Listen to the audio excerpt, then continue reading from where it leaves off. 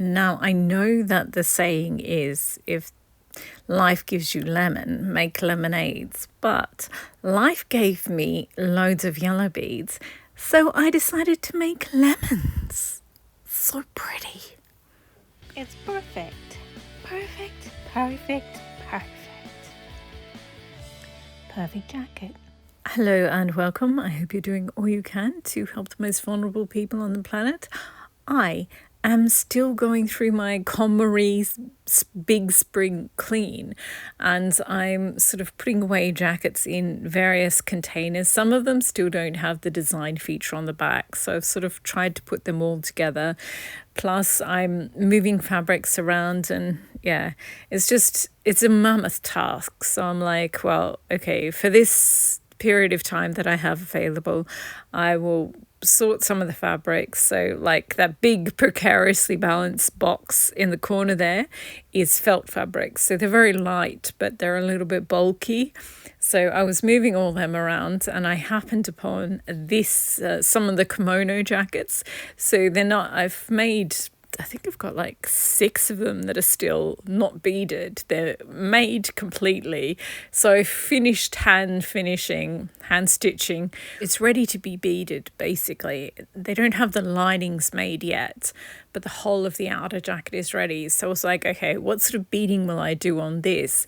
And as I was moving around my beads, I sort of put a storage box down too forcefully, or maybe the beads had already spilled. Anyway, this box just had, there was a whole big sandwich bag, like a giant one, for Sunday roast leftovers. You know, there's really big giant bags full of different types of yellow beads, and I'd sorted them out into various bags, but the whole thing tipped over and spilled, and they all mixed together. And anyway, so as I was sorting them out, I was like, I wonder if you could use yellow beads to make lemons, because I had these tiny, I was going to do a bead haul of all my flower shaped beads and leaf shaped beads, because I keep the flowers and leaves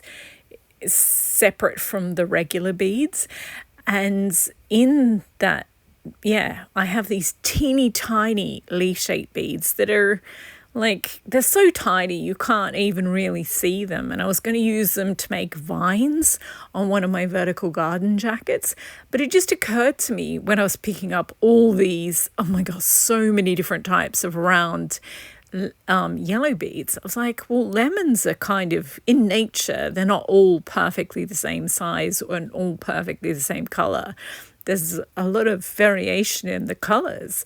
So, and yeah, Dolce & Gabbana do these ridiculous, they make these gorgeous print dresses. It's this Italian brand, and they make these gorgeous print dresses, and lemon print dresses have become really famous. You know, those people who go on holidays just so they can take selfies in some new place. With those sort of people, lemon print dresses, if they're going to Italy, has become a really, really big thing. And I guess you can't really wear a white and blue dress. The classic thing used to be wearing white and blue to the Mediterranean, but you can't really do that now unless you're a certain type of person. So yeah, lemon print has become really, really popular.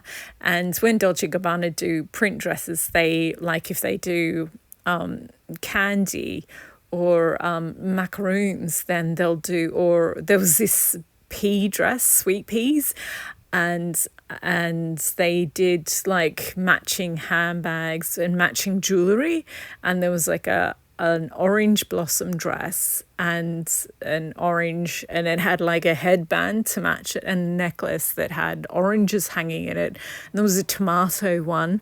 And anyway, so I decided to do lemons. There's also a lemon one. And yeah, so my very technical way of deciding how wide my band of beading would be around the edges was to just use a pack of sewing machine needles, and I kind of wanted to do it really thick and wide, but I wasn't sure I'd have enough beads for that. So I ended up doing it the long way, which is a bit thinner. And I just sort of stitched some thread around the whole thing, and that was my guiding line. I'm going to take that thread out again once I've done all the beading. So now we have a 5-minute distraction of all these. There's like hundreds of photos, and I just got a little bit distracted. So in the one with the cans of food, they had little canned earrings and necklaces. And oh, this is cabbage, and this is a cabbage coat. It's completely embellished with sequins and beads, and then the buttons are custom made, and they're metal beads, and they're shaped like little cabbages. It's so opulent and fabulous. And this is a tomato one, which I love. I have got some tomato fabric, and I don't think the mixed ones are as successful where they have fruit and veg in there. They look a little bit Carmen Miranda. So some of them are just hair ribbons with loads of expensive jewelry. This is my favorite, she's gorgeous, and it just looks so good on her. The red hydrangea one was pretty amazing. And the carrots, but yeah, this one is with the little petite fours. Yum, yum, yum. The eggplants are just ridiculously over the top. So every now and again, when something is so ridiculously bling and showy, I call it Milan Fashion Week. That's what I mean. They're just that's a nice use of spare fabric. But some of them are just so ridiculously over the top. This one has cars in it. What do cars and cards have in? I suppose if they were watching a run through and they just had the cards, they did a whole collection where they had playing cards, and I suppose they had their PR person reading them the English translation beside them. Cars and cars. Pasta this one has on it sounds similar. So yeah, the chili dress doesn't have chilies accessories, it has pasta accessories. This is one of my absolute favorites. It's the pea dress. Like, I've never been married, probably never will be, and I would never wear a wedding dress, but this is my other favorite cream dress with green detail. It's tulle dress in cream with satin velvet green bows. It's just the most beautiful thing. And when I was searching for it, the search term threw up, her name is Leaf Greener, very cool name, and she's also got this great sense of style. Well, not style exactly. Style is technically, historically, the direct opposition to capitalism, imperialism. So technically, if you're just rich and you use your money to buy fashionable items, you're not stylish. You're reinforcing people's impulse to be consumers. So you're upholding the values, quote unquote values, of empire. Oh, and this person she's a supermodel, one of the highest paid models in the world, maybe the highest. I don't know. I think it fluctuates.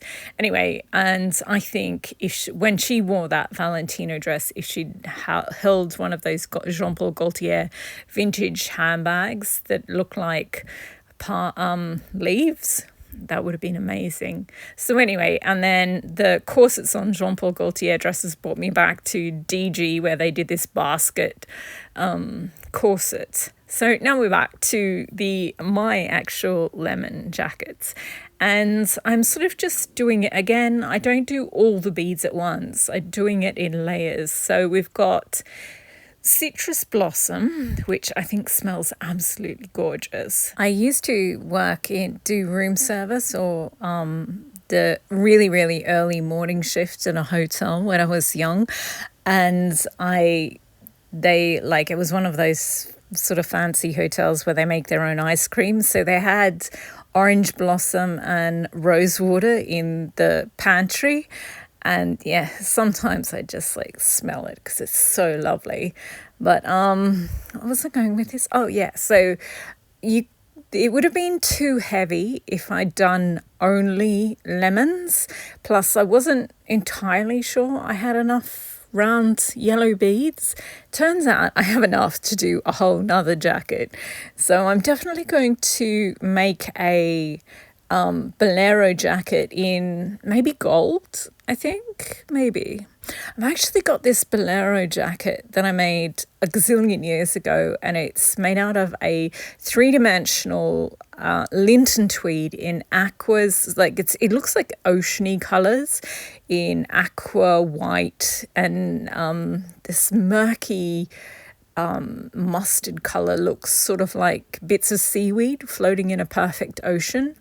Anyway, I made a jacket out of most of the fabric, and this is me showing you the back of it. It's the only reason this beading works directly on the jacket is because I've got 2 layers of structure.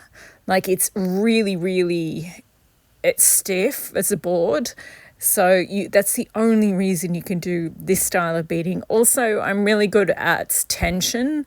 I think if you haven't done much beading, you won't really know. You know the difference between when you start knitting and you don't know how much tension to do with each stitch, and you get it really uneven. I think it's the same with beading. It's really hard to do even stitches and understand tension in beading. Like if you do it too tight, then there'll be too much stress on your thread. If you do it too loose, then your lemon will be all wobbly and it will weaken and it will break off. So you just have to be like the mama bear, and it's got to be just right. So anyway, and this is me getting distracted yet again. But this is me getting distracted way back when I edited all this footage together, which was, way back last week, so long ago. Well, actually, yeah, it was the week just gone. It's the weekend now. Anyway, what was I saying? I didn't make a bolero. I made a vest out of the leftover fabric. There wasn't enough to make a bolero. But anyway, so now I'm just sort of finishing the torso. I mean, it would look cute with dresses, but I just think it would look better with a t-shirt and jeans. I just think this jacket is so ginormous. The dresses that I like to wear are either quite small or absolutely ginormous. And I guess you could wear it with one of the small... Oh my gosh, I've got this small dress.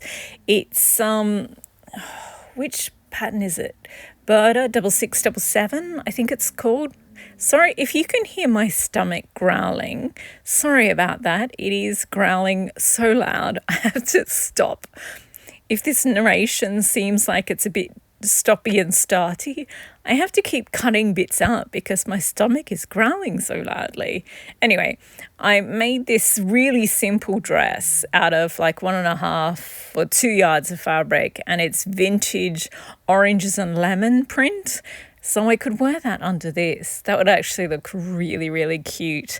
I do feel like I have to make one of those Dolce & Gabbana style headbands. Anyway, so first I did the torso of the jacket, and once I'd done the whole of the first layer of that, I was still worried about not having enough yellow beads. So I decided to do the first layer on these massive kimono style sleeves as well, and I ended up going through all the fallen beads and getting way more lemon and yellow beads and mustard beads. So I actually have enough to, as I said, do the trim on a bolero jacket. I think it would look really amazing on either a khaki olive coloured tweed, which I do have, or maybe a gold, just something incredibly bling. So anyway, I was still working on the first layer because I thought, well, if I have enough to do the whole of the first layer around the torso of the jacket, as well as these massive sleeves, then if I don't have enough yellow beads to use many in the second layer, I can always just add loads more blossoms in there. And I do really love the blossoms because they look white, but they're actually lilac. So every now and again, you get this sort of purpley flash. And if you've ever seen a real citrus tree, they often have these sort of purpley, sort of pink, hot pinkish veins almost in them, in some of them, and then they sort of fade to a white. So I really love that. And these tiny little leaf beads, they are so tiny, like so completely tiny. And I'm so happy I found a good use for them. You can see every single leaf bead. It's really impressive because when I got them, I was like, I'm not sure how I'm ever going to do these leaf beads justice because they're so tiny and you'd have to use so many to even see them. But yeah, I literally, when I bought them, I never thought of using them this way. It's so bizarre. I'm just so obsessed with, plant jackets and flower jackets. I thought I would use them somehow in my flower jackets, but then I started doing the foliage jackets and I was like, oh no, they would be perfect. If you put a bugle bead in between each one, it will look like, how climbing plants and vines, they sort of send out tendrils. I was thinking it would look like that, but this is amazing. And I have them in this color is sort of khaki olive. It's got a brownie twinge to it. And I also have them in a brighter green. So I think I'm going to use the bright green ones on the tomato jacket with red beads. And the remains of these khaki ones I'll use on a lemon jacket. And then I think I have orange beads, but I don't know that they'll look like oranges because I think they're might be the wrong shade of orange. I think, orange is more difficult, but these ones are just amazing. And I think because it's a mix of glass beads and plastic beads, it's just so good. Like they all look more expensive, I think. I just am really delighted with the way it's turning out. And so I finally finished the first layer and I'm going back and I'm adding a second layer. And the way I'm adding it, it just strengthens the whole beading part, whereas I think it would be very easy to, when you're adding your second and third layers, to weaken what you did in your first layer. So there's definitely a way of doing, I guess maybe it's because I've spent a lot of time gardening and you see how roots sort of when they all mat together, they just become so strong and dense.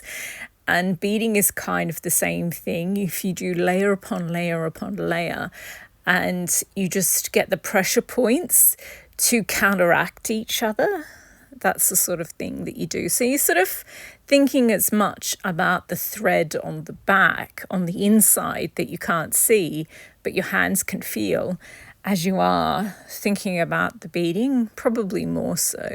Because, as I said, I want my, was that in this video or the last one? Yeah, you want your, when I'm beading my jackets, that is, other people do it the fastest possible way because they want to take a photo and put the selfie on their Instagram, whatever. So I finished the second layer of beading. And then on the back, I decided to, because I had this triangle cut out from that fake lawn, fake turf forever. And I keep using it as a placeholder to just keep the design feature area clear while I do the rest of the jacket. Then I unpin it and then I do the beading on that section. So I've been using it for that. But as I was making this, I was like, oh, damn it. I'm going to have to finally attach it to a jacket because it is just, it's kind of an olivey green, the grass, and it's just perfect for this.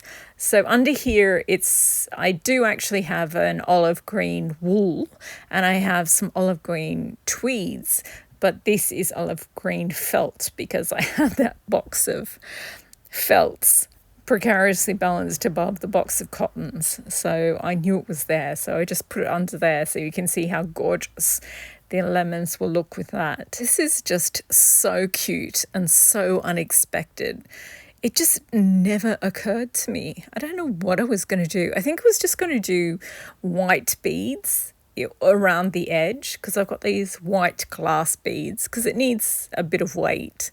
And I was going to mix the white glass beads, opaque beads, with some lighter plastic white beads. But this is so much better. It's just amazing. But I really, really think it needs a hairband to match it, and like a handbag or something, because it's adorable. Anyway, that's it for this episode. Thank you very much for watching. I hope you haven't been too frustrated with my narration jumping all over the place, but I was just so excited by this jacket. Sometimes you make something and you're like, oh my goodness, that's amazing. So yeah, and it's on a flannel from Joann's it's got lemons printed on it. It's like the cheapest of cheap fabrics. So I really did manage to take lemons and turn them into lemonade. And yeah, and this grass on the patch of grass on the back is just piece de resistance. Now I'm actually going to have to make some more jackets. Since the last time I made jackets was back in June. Since then, all I've been doing is, playing like musical chairs with all my bead collection and my fabrics and things like that. But yeah, they're so tiny, and look how many I've got left. So many fruit and vegetable jackets in my future. Actually, I was thinking, how I'm going to do a vegetable cottage garden jacket as one of my my make nines. Well, I was thinking I could do a kitchen garden, and I could have like orchard plants, so lemons and maybe a little cluster of oranges. But also I've got these gorgeous handmade glass beads that look like bok choys, and I've also got these cartoonish ones that look like grapes and like all different ones. I've also got these super expensive glass beads that look like slices of kiwi fruit. I used most of them in the Edinburgh Chanel jacket, but I think I might have one or two left. Anyway, so I could do a kitchen garden. And yeah, anyway, that's it for this episode. Thank you very much for watching. I hope you enjoyed. I hope you've been inspired to, make your own vegetable patch or do some sewing. Thanks again. Happy sewing.